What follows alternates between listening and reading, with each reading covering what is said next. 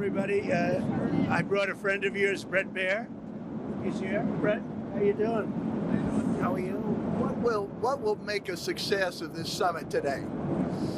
I can't tell you that. I don't know. It's there's nothing set in stone. I want certain things. I want to see a ceasefire. This is not to do with Europe. Europe's not telling me what to do. But they're going to be involved in the process, obviously, as will Zelensky. But I want to see a ceasefire rapidly. I don't know if it's going to be today, but I'm not going to be happy if it's not today. Everyone said it can't be today, but I'm just saying I want the killing to stop. I'm in this to stop the killing. You know, we're not putting up any money. We're making money. They're buying our weapons, and we're sending them to NATO, and NATO's sending us big, beautiful checks. But that I don't care about that. I care about it was a big factor when Biden spent $350 billion and got nothing. But what I do care about is they lost last week 7,011 people were lost, almost all soldiers. 36 people in a town which got hit by a missile, but over 7,000 soldiers. It's crazy. Could you describe a little bit, Mr. President, because I know you've had a lot of phone calls with President Putin. What's the difference in a face-to-face, in-person meeting? Look, he's a smart guy, been doing it for a long time, but so have I. Been doing it for a long time. And here we are with President. That was much more difficult than what I'm doing today, believe me. So we get along. There's a good respect level on both sides. And I think, you know, something's going to come of it. I notice he's bringing a lot of business people from Russia. And that's good. I like that because they want to do business, but they're not doing business until we get the war settled. Are you going to talk about business? Will you do business? We have the hottest country on earth. We have the hottest economy on earth. We have the hottest country. We just set a new stock market record again. We have hundreds of billions of dollars flowing in from tariffs. We're the hottest. We were a dead country, like doornails, a dead country. 1 year ago, we were dead as a doornail, and now we have the hottest country. And he wants a piece of that because his country is not hot economically. In fact, it's the opposite. And China's not doing well economically, but look, I want everybody to do well. The war's got to stop and the killing's got to stop. Mr. President, what do you stop? Thank you for coming back to take questions. We saw that Russia continued its violence into Ukraine last night, launching even more drones. What did you make of that? I think they're trying to negotiate. He's trying to set a stage. I mean, in his mind, that helps him make a better deal. It actually hurts him. But in his mind, that helps him make a better deal if they can continue the killing. Maybe it's a part of the world. Maybe it's just his fabric, his genes, his genetics.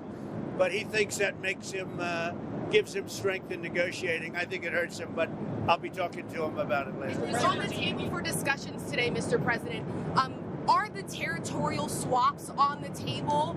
Will you be discussing that? They'll be discussed, but I've got to let Ukraine make that decision. And I think they'll make a proper decision. But I'm not here to negotiate for Ukraine. I'm here to get them at a table. And I think you have two sides. Look, Vladimir Putin wanted to take all of Ukraine. If I wasn't president, he would right now be taking all of Ukraine. But he's not going to do it.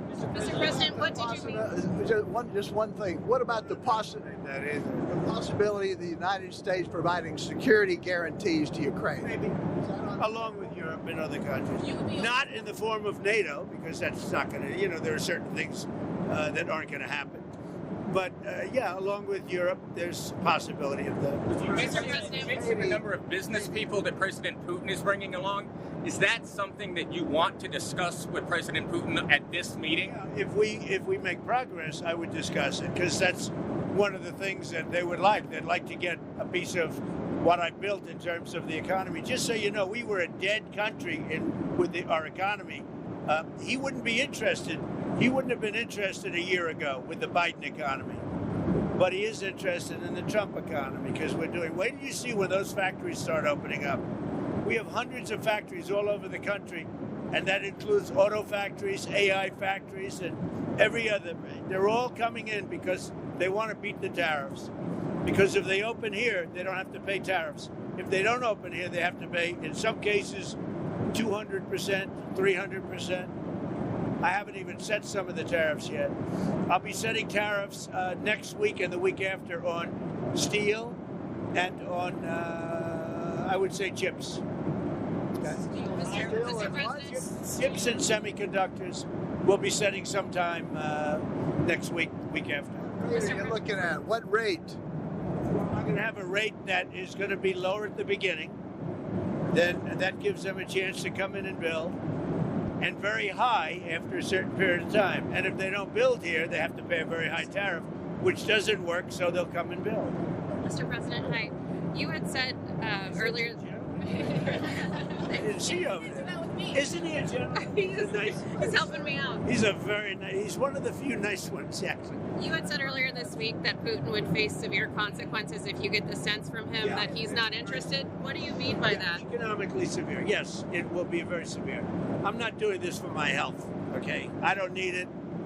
I'd like to focus on our country, but I'm doing this to save a lot of lives. Yeah, very severe. Thank you very much, everybody.